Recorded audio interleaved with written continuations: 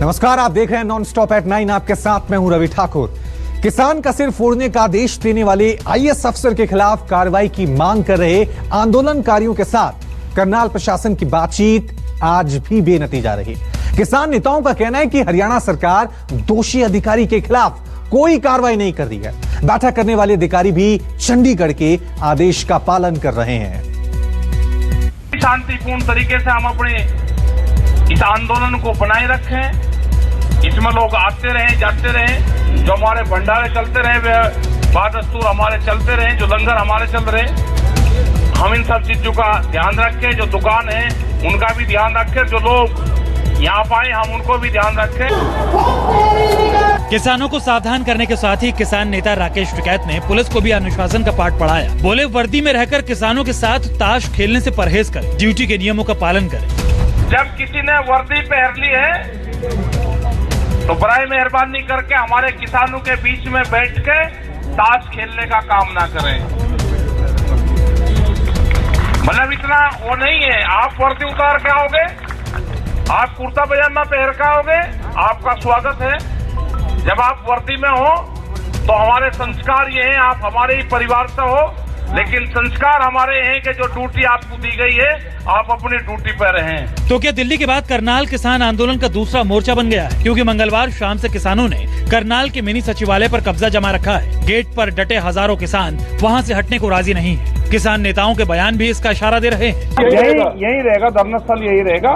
जो पार्किंग है उसका जो एक फिजिकल सर्वे करके दुकानदारों को भी कोई दिक्कत ना हो और उसके बीच में हर चीज का ध्यान रखा जाएगा। बिल्कुल ध्यान रखा जाएगा, आम आदमी का ध्यान रखा जाएगा, सचिवालय काम चलता रहे ना, आम पब्लिक को कोई डिस्टर्ब करे। किसानों की मांग है कि बीते 28 अगस्त को किसानों पर हुए लाठीचार्ज को लेकर अधिकारियों पर कार्रवाई की जाए, उन्हें निलंबित किया जाए, उनके खिलाफ FIR दर्ज की जाए। लेकिन प्रशासन के साथ किसान नेताओं की 3 घंटे की मैराथन बैठक बेनतीजा रही। मंगलवार की तरह इस बैठक से भी किसान नेताओं के हाथ खाली रहे। किसान संगठनों का आरोप है कि प्रशासन आरोपी अधिकारियों को बचाना चाहती है और वो चंडीगढ़ के आदेश से चल रहे हैं। 2 घंटे मीटिंग कल हुई, लेकिन अधिकारी पूर्ण रूप से उस अधिकारी को बचाने का पक्षधर कर रहे हैं। उस पर मुकदमा लिखने को तैयार नहीं है, उसको सस्पेंड करने के लिए तैयार नहीं है कि उस अधिकारी के खिलाफ कार्रवाई हो। जो जिनका चोट लगी है उनका वो मुकदमे, ये सारी चीजों पे। और सेकेंडली बात होगी, पहले अधिकारी प्रायोरिटी पे हमारा। किसान नेता योगेंद्र यादव और गुरनाम सिंह चढ़ूनी ने भी हरियाणा सरकार के खिलाफ नाराजगी का इजहार किया। आरोपी अधिकारियों पर एक्शन और पीड़ित किसान परिवार को इंसाफ दिलाने की मांग की।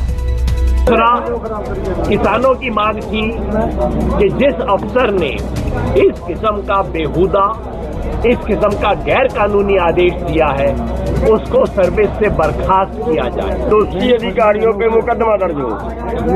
और दूसरी मांग थी हमारी कि टूटी हुई गाड़ियों का, फटे हुए सिरों का और जो डेथ हो गई है उसका मुआवजा मिले। धरना स्थल पर बैठे किसानों में भी हरियाणा सरकार को लेकर भारी नाराजगी है। हर कोई लाठी चार्ज के जिम्मेदार अधिकारियों पर एक्शन चाह रहा है। हमारी मांग थी कि SDM के ऊपर जो है वो कार्रवाई की जाए। उसने जिस तरीके से बयानबाजी की थी और उसकी वजह से जो है इतने लोगों को चोट लगी और एक किसान की वो शहीद भी हो गया। हम शुरू से हमारी एक ही डिमांड है कि उस प्रशासनिक अधिकारी और जिस पुलिस वाले ने हमारे पे लाठियां बाजियां मारी हैं उसको सस्पेंड करके उस पे मुकदमा दायर करके उसकी इंक्वायरी की जाए। लाठीचार्ज के गुनहगारों पर कार्रवाई को लेकर मंगलवार को भी किसान नेताओं और प्रशासन के बीच लंबी बातचीत हुई, लेकिन जैसे ही बातचीत के विफल होने की खबर आई, हजारों किसानों का जत्था करनाल के मिनी सचिवालय की तरफ कूच कर गया। रास्ते में पुलिस की जबरदस्त तैनाती थी, जगह जगह बैरिकेड लगे थे, लेकिन गुस्साए किसान बैरिकेड्स को बेमानी बनाते हुए आगे बढ़ते रहे। हालांकि पुलिस ने इन्हें रोकने के लिए पानी की बौछार की, लेकिन किसानों का हौसला नहीं टूटा और आखिरकार उन्होंने मिनी सचिवालय पर कब्जा करके ही दम लिया। राहुल प्रकाश, करनाल, न्यूज़ 24। राजस्थान में बीजेपी के एक वरिष्ठ नेता के अपने ही पार्टी के विधायक दल के नेता के खिलाफ वहां पर मोर्चा खोल दिया गया। नेता प्रतिपक्ष के खिलाफ लिखी एक चिट्ठी से पार्टी पसोपेश में आ गई है। यही वो चिट्ठी है जिससे राजस्थान बीजेपी में भूचाल मच गया है।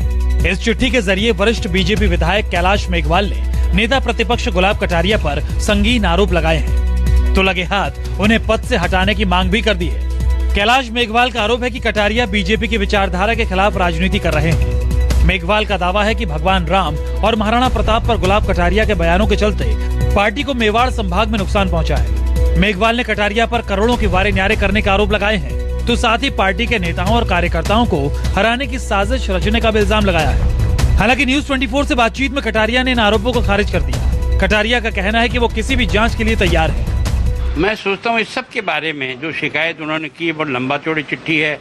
अब पार्टी को उसके बारे में निर्णय करना है। जो निर्णय करके पार्टी सुनाएगी उसकी मैं पूर्णतः पालना करूंगा।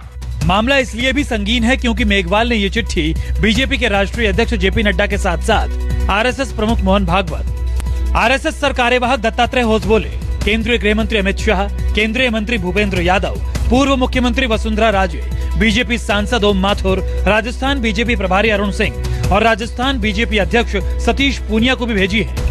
लेकिन अब पार्टी के प्रदेश अध्यक्ष सतीश पूनिया ही इन पर गोलमोल जवाब दे रहे हैं। मैं अभी उस पर कुछ कहूंगा नहीं, क्योंकि आज हम लोग बातचीत करेंगे, प्रभारी जी भी आएंगे, लेकिन पार्टी की तरफ से ऐसा कोई गंभीर मसला नहीं है। ये जरूर है कि भारतीय जनता पार्टी आंतरिक लोकतंत्र की पार्टी और सबको अपनी बात घर में कहने का हक है। अब उस पर आगे क्या कहा जाएगा, क्या किया जाएगा, ये तो बातचीत के बाद ही मैं कह पाऊंगा। लेटर बम से राजस्थान बीजेपी में मचे भूचाल ने कांग्रेस को बीजेपी पर कटाक्ष का मौका दे दिया है। अंदरूनी गुटबाजी और कलह से जूझ रही कांग्रेस अब बीजेपी को नसीहत दे रही है। वही कटारिया साहब और मेघवाल साहब दोनों ही प्रतिष्ठित नेता हैं, वरिष्ठ नेता हैं। इस तरह की चीज़ नहीं होनी चाहिए, लेकिन जैसा मैंने आपको कहा कि पिछले कुछ समय से लगातार एक दूसरे को नीचा दिखा करके राजनीति करने का दौर चल रहा है। लेकिन अब आप अगर किस तरीके से उनको गिराते हैं, किस तरह से नीचे ले जाते हैं, तो वो राजनीति के लिए ठीक नहीं है। निंदा प्रस्ताव पे कोई आप लोगों का कांग्रेस पार्टी का ये इस तरह का आचरण ठीक नहीं है, राजनीति के लिए ठीक नहीं है, मैं यही कहना चाहता हूँ। कैलाश मेघवाल कभी वसुंधरा राजे के कट्टर विरोधी हुआ करते थे, लेकिन पिछली बीजेपी सरकार में विधानसभा अध्यक्ष बनाए जाने के बाद राज्य के प्रति उनका रुख बदल गया। रही बात गुलाबचंद और कैलाश मेघवाल के रिश्ते की, तो दोनों पूर्व मुख्यमंत्री भैरव सिंह शेखावत के समय से ही एक दूसरे के विरोधी रहे हैं। लेकिन ताजा चिट्ठी का इशारा यही है कि राजस्थान बीजेपी में ऑल इज वेल नहीं है। केजे श्रीवत्सन, जयपुर, न्यूज 24। राजस्थान के बाद अब रुक करते हैं पश्चिम बंगाल का।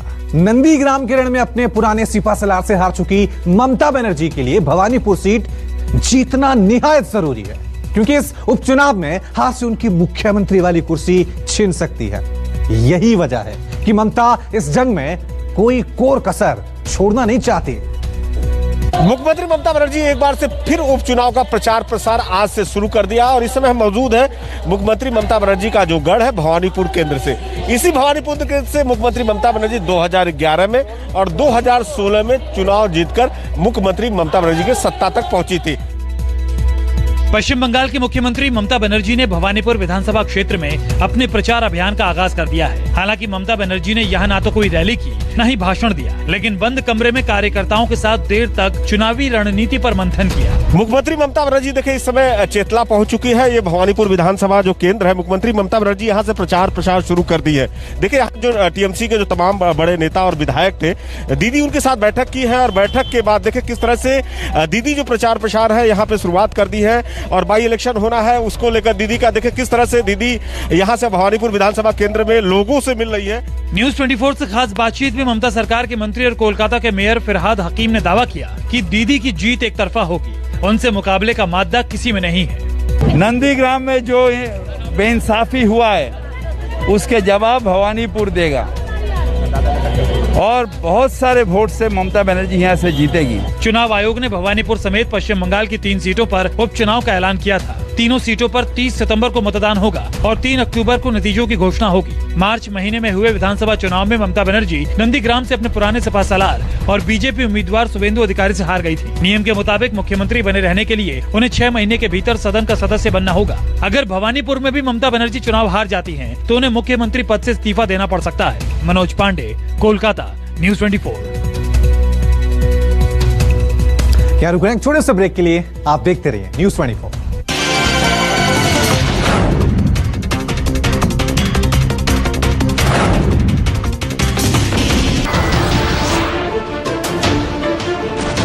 नमस्कार, मैं हूं मानक गुप्ता। अगर आपको हमारा ये वीडियो पसंद आया हो तो इसे लाइक और शेयर जरूर करें और हाँ, हमें सब्सक्राइब और फॉलो करना ना भूलें ताकि आप देश और दुनिया की कोई खबर मिस ना करें। तो जुड़े रहिए हमारे साथ और देखते रहिए न्यूज़ 24।